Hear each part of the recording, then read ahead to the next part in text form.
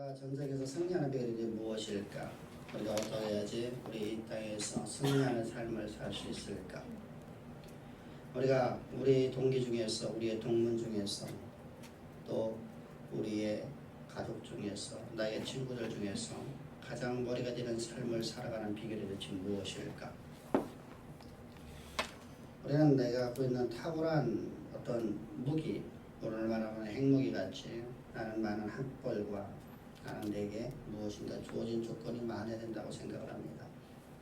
거기는 여러 가지가 있겠죠. 내가 태어나는 출생과 또 내 학벌과 나를 이끌어주는 스승과 나의 절친인 친구들 중에서 아주 뛰어난 탁월한 능력을 가진 사람들이 있더라면 그들의 도움을 받아서 또 나는 그 출생으로 말미암아서 나는 모든 것을 가질 수 있지 않을까. 또는 우리는 탁월한 전략이 있어야 된다고 합니다. 훌륭한 무기만 갖고 있는 게 아니라 탁월한 전략이 있어야 된답니다. 그래서 오늘 우리도 많은 서적을 통해서 손자병법이라든가 그런 다른 전술의 방법들이 또 이순신 장군의 일본과의 전투에서의 전투의 전술 방법들, 어떻게 배가 움직여야 되며 어디로다가 일본 배를 이끌어가야 되며, 그래서 우리가 이겨야 된다. 그래서 전술이 좋으면 소수의 정예를 갖고서 100만 대군을 물릴 수 있는 것이 바로 전술입니다. 오늘도 마찬가지죠. 우리가 사업을 할 적에 어떻게 전략을 짜야 되냐, 내가 사업뿐만 아니라 직장에서 내가 어떤 전략을 짜야 되냐, 가르치는 선생님으로서 내가 어떻게 전략을 짜서 학생들에게 잘 가르치느냐. 여러분, 이런 것들이 모두가 다 전략이고 전술이죠. 학생들이 내가 어떻게 효과적으로 공부를 하느냐 라는 전략을 짭니다. 우리가 효과적인 방법을 가지고 우리가 하지 못한다고 하면 우리는 참 어리석은 사람이라는 말을 많이 듣습니다. 그래서 많은 사람들이 이런 전략을 짜기 위해서 온통 시간을 보내는 걸 보게 됩니다. 그래서 회사에서라든가 기업에서라든가 학교에서 어디서 자꾸만 회의를 많이 합니다. 회의를 많이 해서 더 좋은 것을 짜내려고 하는 것이죠. 또한 우리는 그런 것만 갖고 되는 것이 아니라 또한 훌륭한 전투력을 갖고 있는 군사가 필요한 것이죠. 그래서 군사를 갖다 훈련을 시킵니다. 많은 훈련시킵니다. 성경에서도 이런 좋은 군사가 되라고 말씀하시는 것처럼 우리는 기업을 하고 있는 성도들, 또 직장을 다니는 성도님들, 가르치는 성도님들, 학교에서 배우고 있는 성도님들이 좋은 군사가 되기 위해서 우리는 나의 절제를 해야 됩니다. 나를 절제를 시킬 수 있는, 내가 좋아하는 것을 포기하고 내가 나를 절제하지 않는다면 인생에, 우리 이런 말을 하지 않습니까? 세상에서 10년이 여러분들의 인생의 전부를 가른다라는 말을 합니다.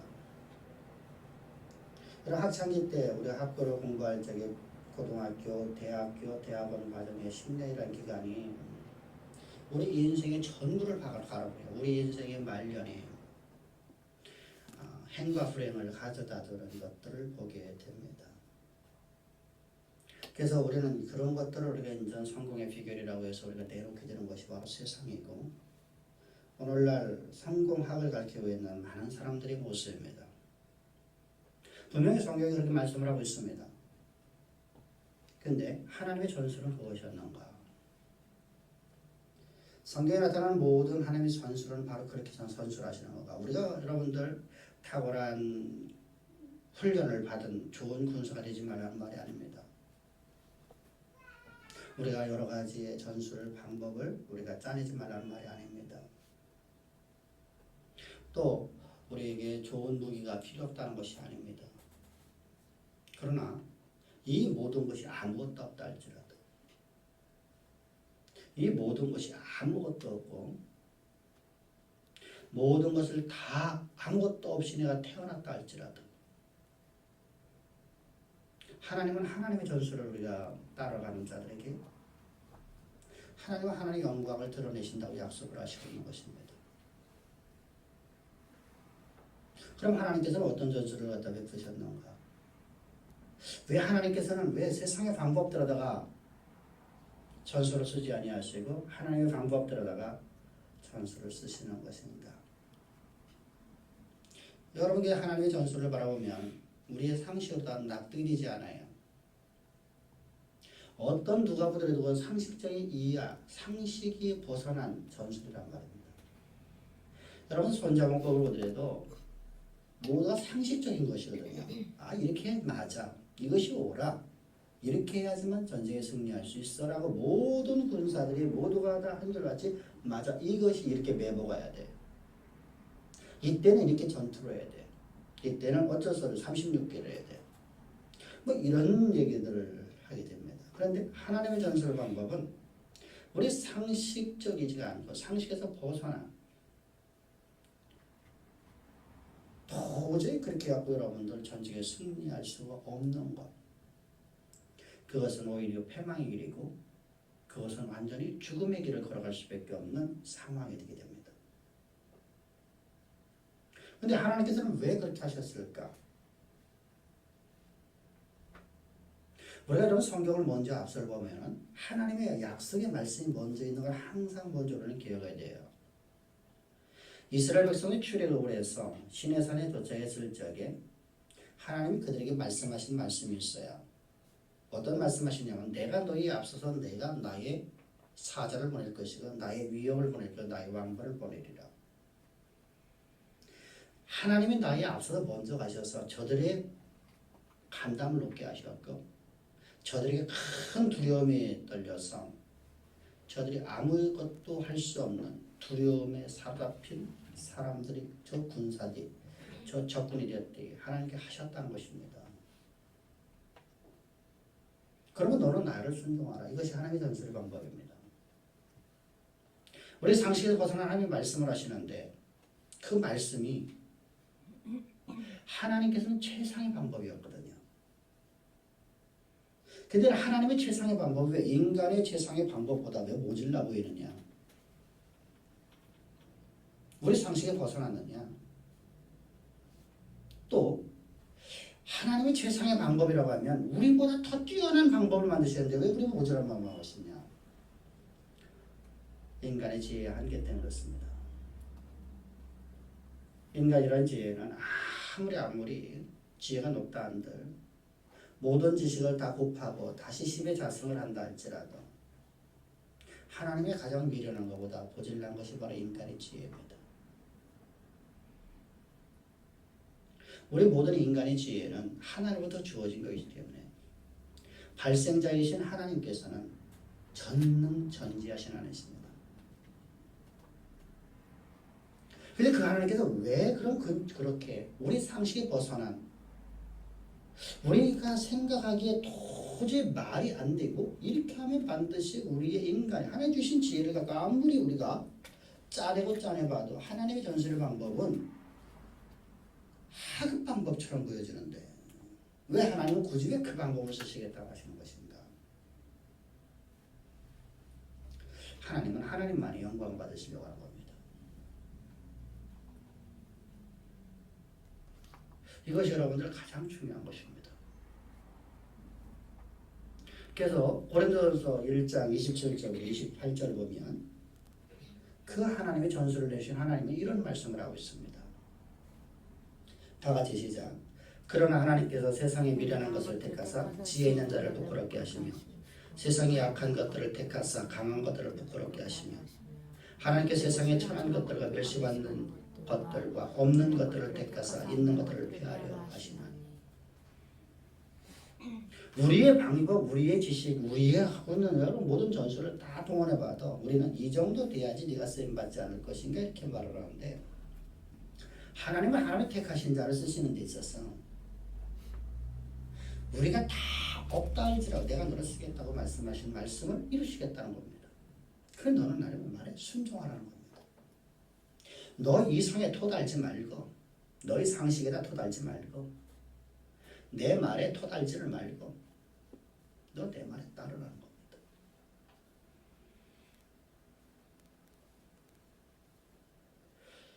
그러면 내가 너로 하여금 너를 갖다가 부끄럽게 여겼던 모든 사람들을 부끄럽게 만들겠다는 거예요.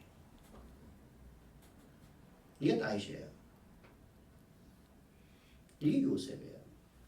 요셉이 뛰어났습니까? 여러분 우리는 요셉을 뛰어난 사람으로 자꾸만 착각을 하는데 요셉은 여러분 저 만주벌판에서 뛰어들고 있는 난노고 기억자도 물론 여러분들 말치는 어린 소년이에요. 말똥이나 치우고 있는 어린 소년이에요. 소떼나 물고 양떼나 물고 있는 어린 소년이에요. 여러분 보잘것없는 존재죠. 그런 존재가 징기스칸인 거예요. 그런 존재가 하나님이 들어주셔서 애굽의 왕이 되게 만드셨습니다. 세상의 태양이 되게 만드셨습니다. 여러분 이것이 바로 다윗이요 요셉이요 야곱입니다. 뿐만 아니라 여러분들 모세 아닙니까?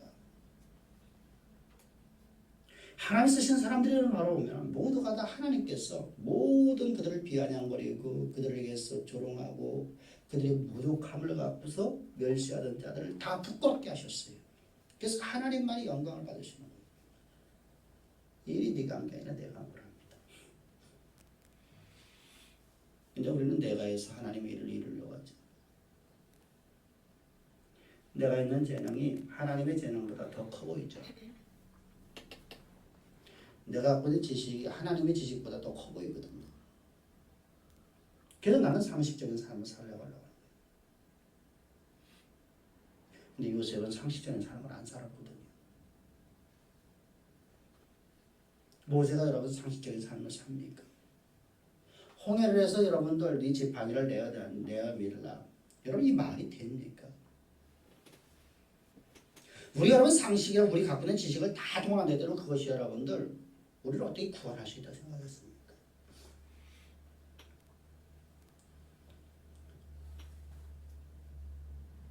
어떻게 마라의 성물에다가 나뭇가지를 갖다가 꺾어서 던지라 하면 그 물이 달아진다는 말을 어떻게 믿겠어요?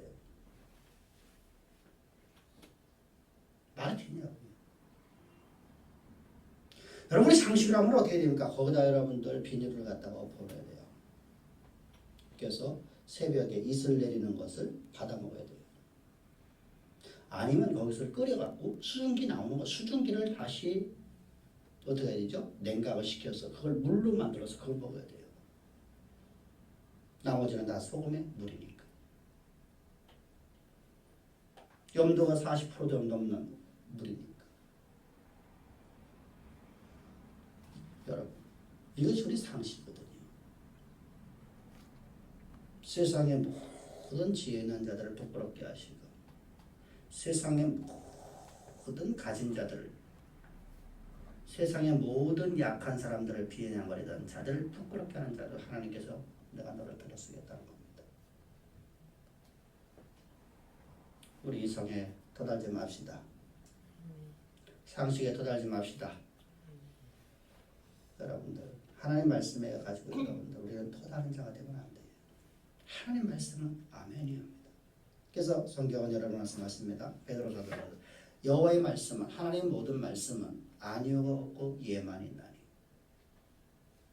아니오가 없어요. 내가 너로 하여금 이 시대의 역사 속에서 내가 너를 쓰려고 내가 너를 이 땅에 보냈답니다. 이 역사의 무대에서 나의 이름을 드러내는 자로 내가 너를 쓰려고 내가 너를 택했답니다. 하나님은 여러분들 우리를 값없는 구원 주셨으니까 우리가 값없이 살라는 게 아니죠. 우리는 값없이 구원을 받았어요. 내가 행한 바 하나도 없이 예수 그리스도의 십자가의 그 구속의 은총을 통해 우리가 구원을 받았어요. 예수님의 십자가의 그 피 흘리신 그 십자가의 그 희생인 예수 그리스도의 십자가와 우리를 연합시키셔서 그렇게 해서 십자가 못 박게 되면 우리도 예수 그리스도와 함께 십자가 못 박게 죽게 하시고 그렇게 해서 장사될 때 우리도 예수 그리스도 안에서 우리 옛사람 아담이라는 나의 옛사람 죄인이라는 존재는 완전히 제거시켜 버리시고 나를 하나님의 아들로 그리스도 안에서 하나님의 아들로 출생을 시키셔서 그리스도의 부활과 나를 연합시켜 주셨습니다. 그뿐만 아니라 우리 오늘 삶 속에서 이렇게 하나님의 거룩한 백성된 우리 삶 속에서 우리가 실수하고 잘못하고 여호와의 금령을 어기는 수많은 잘못이 있을 적에 이것을 주님의 희생 제사를 통해서 우리를 구속해 주셨습니다. 구속죄의 싸움을 받았죠. 그런데 십자가의 피가 우리의 모든 낱낱이 모든 죄악들을 다 사해 주셨습니다. 우리 양심의 가책을 우리 해방시켜 주시고 사단이 우리를 참수할 수 있는 모든 근거를 제거해 주셨을 뿐만 아니라 우리를 하나님과 화목한 자로 항상 내 안에 주가 내 안에 내가 주 안에 주의 말씀이 내 안에 우리를 신비로운 연합이 되어지는 하나님과의 연합된 삶을 살게 해주신 그러므로 갈라디아서 2장 20절 말씀대로 나는 십자가에 못 박혀 죽었고 내가 오늘 산 것은 내가 육체 가운데 산 것은 내가 산 것이 아니요 내 안에 계신 그리스도께서 내 안에 살아계심을 믿는 믿음으로 사는 것이라. 여러분 내 안에 그리스도만이 살아있는 것을 믿는 믿음으로 살아가는 거예요. 내 이성에 여러분 토를 달게 되면 여러분 뭐라고 하면서 나는 아닌 것 같은데요. 나는 오늘도 이런 잘못했으니 나는 근데 주님 말씀하시고 내가 너의 모든 죄를 위해서 십자가에서 피 뿌려 죽었노라. 우리는 여러분 값없이 우리는 구원을 받았어. 근데 인간의 존재는 값을 지불하고 무엇인가를 살려고 하는 것이 인간의 본성이에요. 그냥 나도 내 생명값을 내가 치러봐야겠다는 내가 하나님 앞에 이만큼 내가 치러봐야지만이 그래도 내가 마음에 그래도 위안을 받지 않습니까? 나는 마음의 위안을 갖게 만드는 그렇잖아요. 어느 집에 갖고 내가 몰래 뭘 하나 갖고 나면 항상 찝찝하죠. 항상 내 마음속에 여러분들 두려움이 있죠.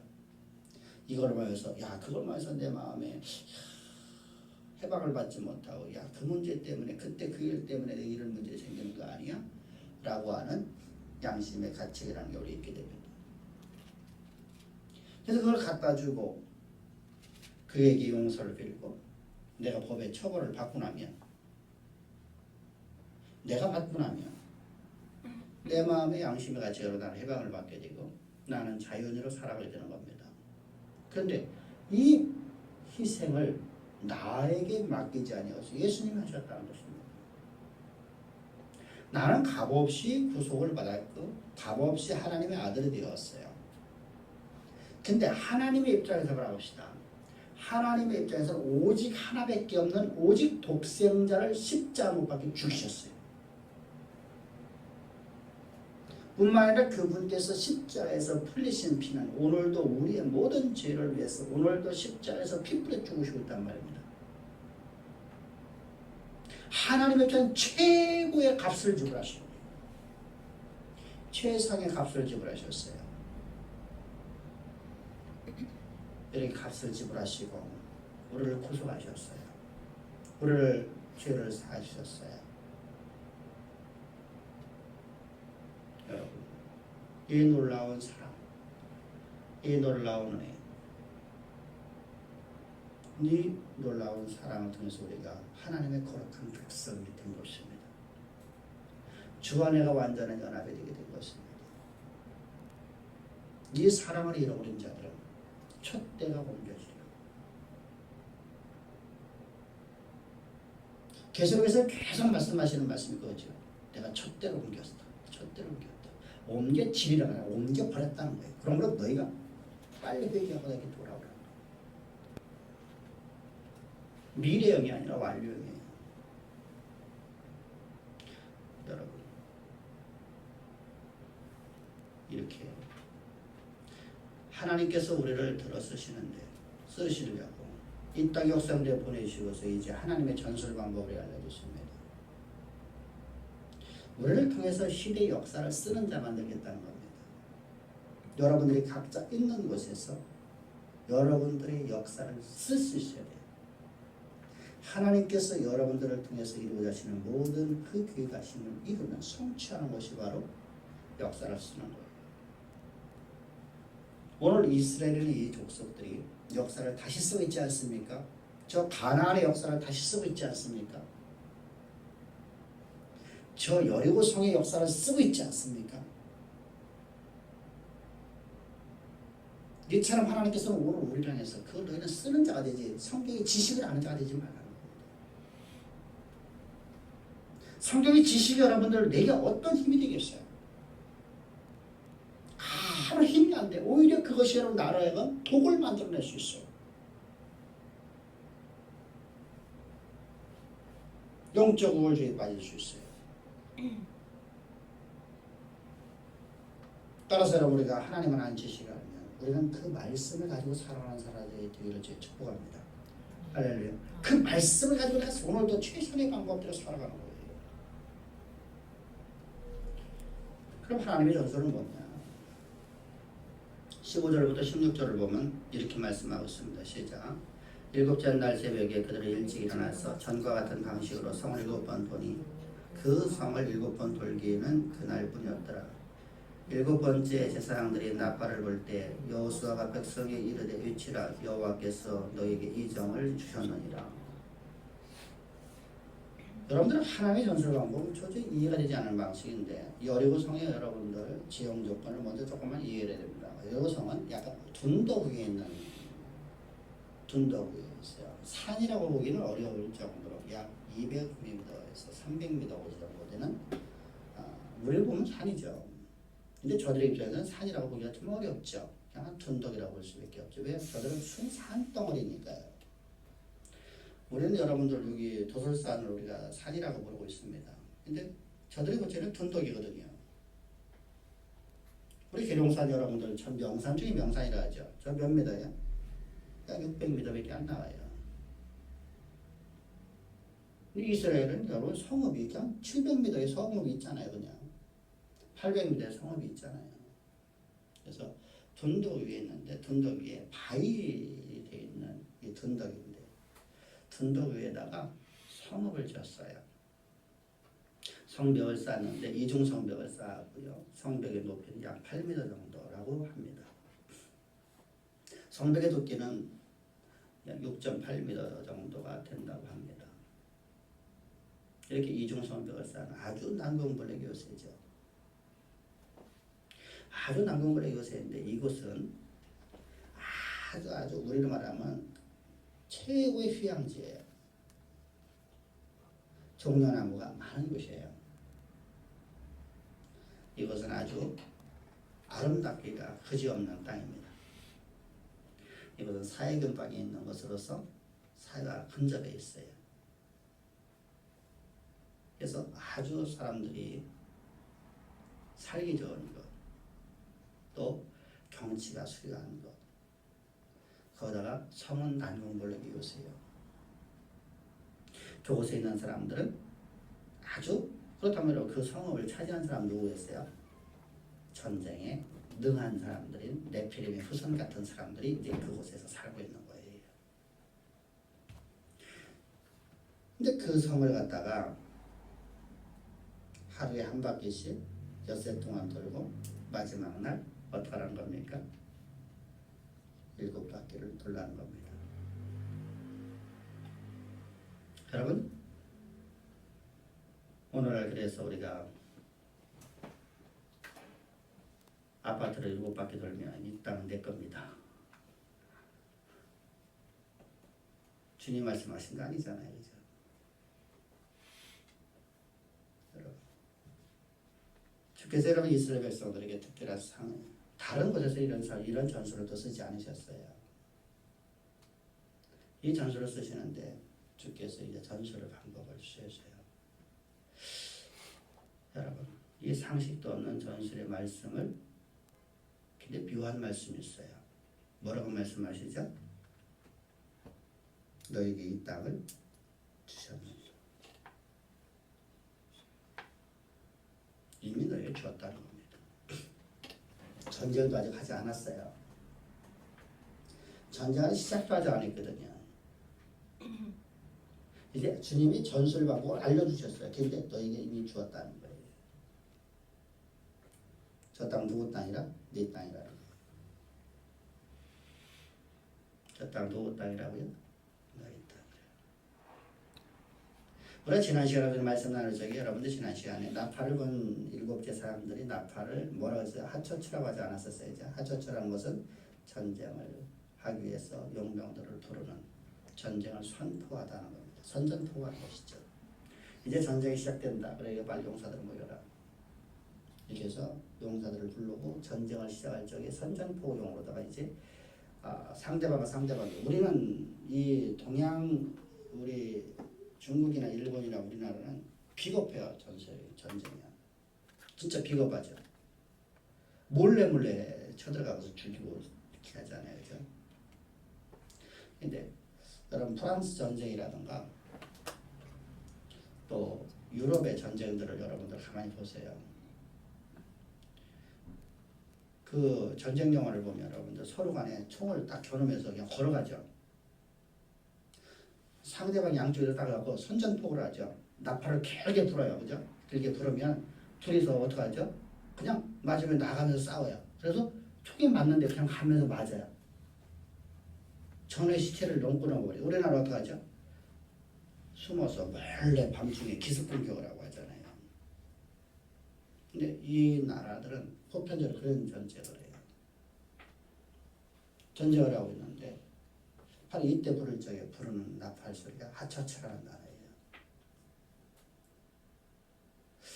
근데 오늘 본문에서 말씀하고 있는 이 나팔이라는 단어는 그런 단어가 아니라고 했었어요. 뭐라고 했죠? 소파르라고 했어요. 평화를 선언하다는 겁니다. 하나님께서 이 전쟁 이미 너에게 승리해서 너희 것이 되었다는 겁니다. 평화가 임했다는 겁니다. 그래서 이 소파르라는 단어는 두 가지 의미로 쓰여진 적이 있었어요. 첫 번째는 언제죠? 노예들을 해방할 적에 쓰여지는 나팔이었어요.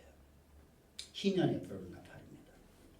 두 번째 쓰여지는 것은 전쟁에서 승리하고 돌아왔을 적에 이 전쟁을 승리했을 적에 이제 부르는 나팔입니다.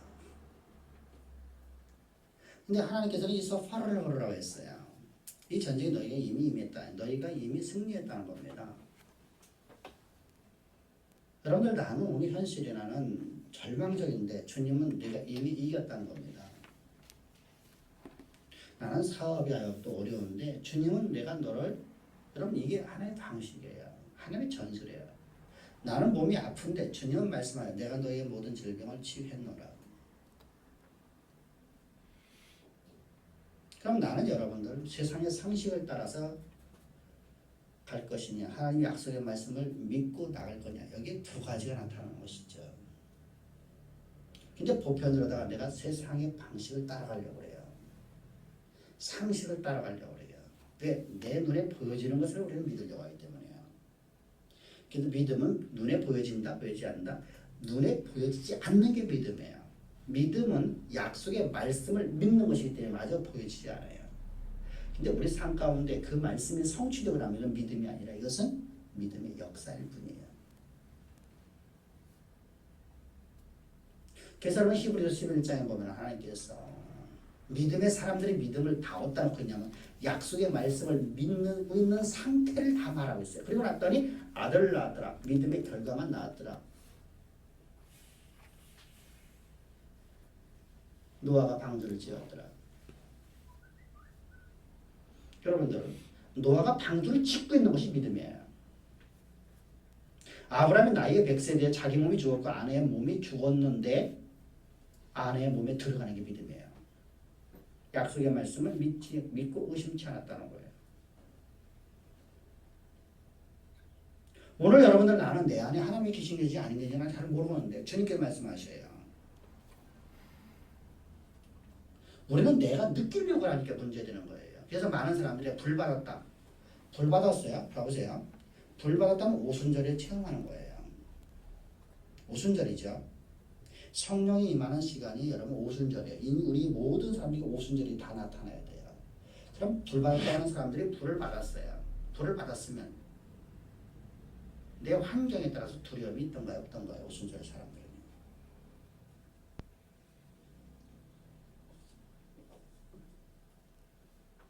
불 받은 게 아니라 자기 감정에 자기가 느낀 것 뿐이에요. 우리 그렇잖아요. 어떤 때요. 어떤 때는 감동적인 말을 들었을 적에 나도 모르게 울컥거리면서 그러면 어떠죠? 눈물이 푹 나오죠. 드라마 봐도 그렇잖아요. 그래서 속이 뜨겁죠. 후끈후끈하죠. 특별히 여자분들이 왜 더 심합니까? 갱년기 오면 여러분 뭐가 옵니까? 갱년기 호르몬 변화로 되면 불 받아버려요. 진짜예요. 남자들도 그렇거든요. 잠깐만요. 호르몬의 변화가 오면은 호르몬 변화로 해서 그래서 여러분들 20대 애들이 불 받았다 생각 거의 없어요. 전부 다 40대 후반이에요. 거의 다. 그렇게 불 받은 게 아니고 불 받았으면 여러분들 오순절이 되는 거예요. 오순절이 되면 하나님이 나와 함께 하는 거예요. 근데 오순절을 체험하고 나서 곧바로 뭐라고 하죠? 하나님 되게 떠나시는가 봐. 하나님 오늘 안 계신가 봐. 그럼 그게 어디요 여러분들? 오순절이에요. 우리 오순절에 대한 다음에 우리가 말씀을 나누겠습니다. 여러분 하나님의 영이 내 안에 있다는 약속의 말씀을 믿는 믿음으로 살아가는 거예요. 내 감정과 내 상식이 여러분 중요한 게 아니라 하나님 말씀이 내가 너와 함께 한다는 거예요. 그 말씀이 나를 살아가서 이끌어가는 거예요.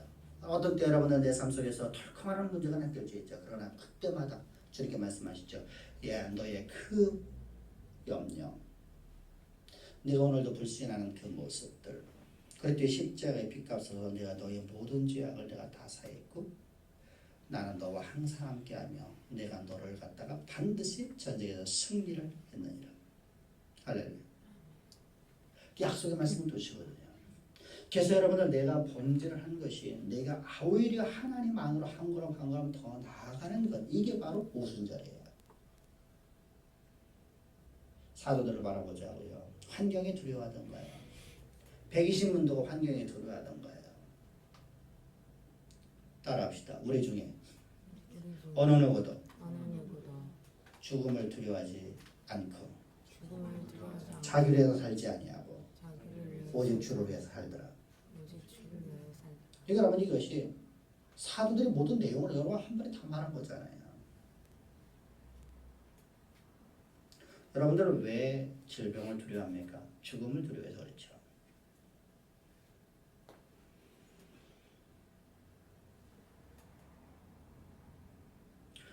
질병을 두려워하는 이유는 여러분들 오직 한 가지예요. 뭐라고요? 죽음이에요. 죽음. 여러분. 근데 성경은 말씀하죠. 네가 내 사명 끝날 때까지 절대로 내가 너를 데려가지 않겠노라. 사명 끝나면 가는 거거든요. 여러분 두려워하지 맙시다. 아멘. 어떤 상황도 두려워하지 맙시다. 하나님의 전술의 방법이 여러분들은 말씀을 여러분들. 근데 주님께서는 말씀하시죠. 이 전쟁 이미 너희 승리했다라고. 우리의 질병은 치유받았습니다. 그걸 믿으면 그대로 이루어집니다. 그건 믿음이 아니라 이제는 결과일 뿐이에요. 그거 보고 믿음이라 하지 않아요. 믿음은 내 상황이 아주 또 절망적인데 약속의 말씀을 믿는 게 믿음이에요. 착각하지 마십시오.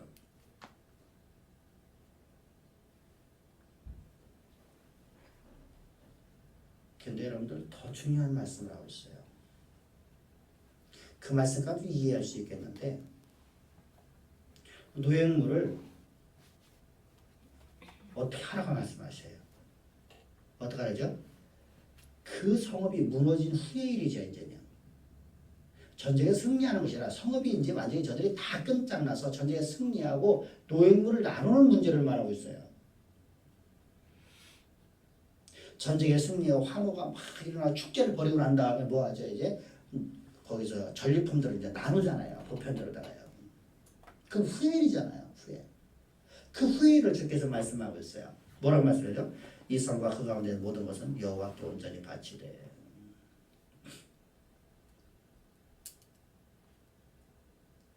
우리 기업의 창대함이 여호와의 전리품임을 믿기를 바랍니다. 아멘. 자녀가 창대케 되는 것이 여호와의 전리품임을 믿기를 바랍니다. 할렐루야. 혹시 여러분들이 이 전리품을 내 것이라고 내가 말하고 있지 않습니까?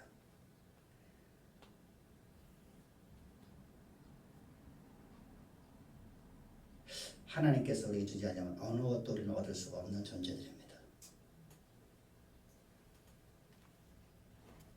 세상에 여러분들 모든 사람들도 하나님이 주지 않으면 어느 누구도 여러분 아무것도 얻을 수가 없어요. 그러므로 불의한 자들이 부유함을 얻는 걸 갖고 원망이나 불평하지 말고 그들을 축복해 주라. 아멘. 그 누가 주시는 거라고요? 여호와께서 주시는 거예요. 왜 주세요? 우리가 그만큼 받을 만한 것이 못 됐다는 거예요.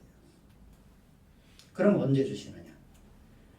너희가 저들을 축복해 줄 때 내가 저희들의 것을 빼앗아서 내가 너희에게 주리라. 할렐루야.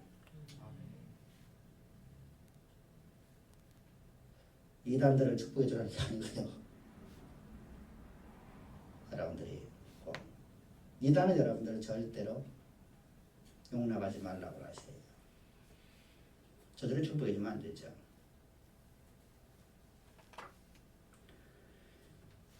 따라서 여러분들은 마지못해 여러분들을 헌신하는 사람 되지 맙시다. 마지못해서 내가 이렇게 하면 안 됩니다. 근데 아직도 전쟁도 시작하지 않았는데 주께서 가나안 땅에 있는 사람들을 다 진멸시키라고 말씀하시고 그 땅의 노획물을 전쟁에서 승리한 전리품들을 여호와의 것이라고 말씀하시는 의도로 주신 무엇일까? 특별히 하나님께서 그 땅에 있는 백성들을 다 진멸해 죽이라고 하는 이유는 무엇일까? 하나님은 진노의 하나님. 과연 여러분들 하나님이 진노의 하나님이실까? 1970년대 우리나라에 여러분들 묘한 신학이 하나 들어왔어요. 세대주의적인 단신론이 들어왔어요. 그 구약의 하나님은 진노의 하나님, 전쟁의 하나님, 무서운 하나님. 신약의 하나님은 좋으신 하나님. 그래서 그 신약에는 무서운 하나님이 존재하지 않아요. 이게 두 개밖에 없어요. 구약에서는 좋으신 하나님이 없어요. 그래서 단신론이라는 단신론. 초대교회를 그렇게 괴롭혔던 이단 사설이 다시 등장을 하는 게 한국교회예요.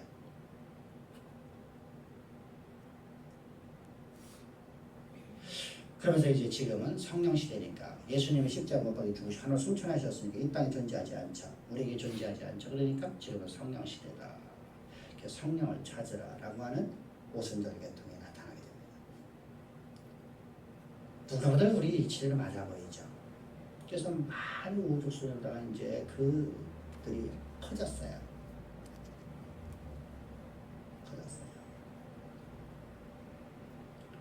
그렇다면 여러분들 가장 큰 문제가 무엇이죠? 우리를 구원하신 예수가 존재하지 않는다는 겁니다. 또 문제가 있어요. 우리를 하나님의 계획하신 우리는 알 수가 없다는 겁니다. 그러니까 막연하게 살아가는 거예요.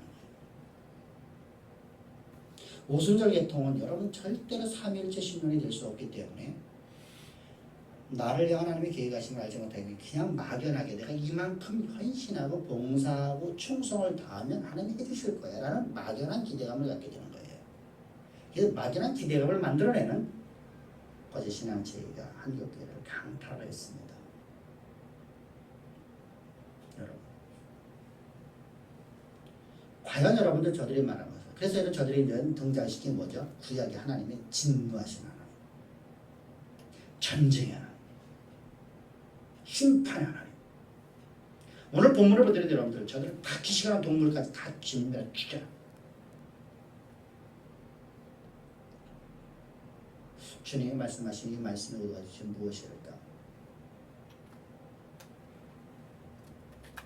과연 하나님은 진노의 하나님이실까? 근데 성경은 말씀하시죠. 하나님은 사랑이시라. 할렐루야. 큰일 났네.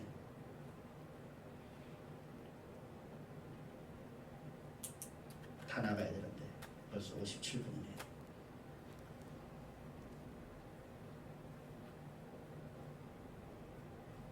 여러분들이 일단은 오늘은 여러분들 하나님은 진노의 하나님이라 사랑의 하나님이라는 먼저 기억하기를 부탁드립니다.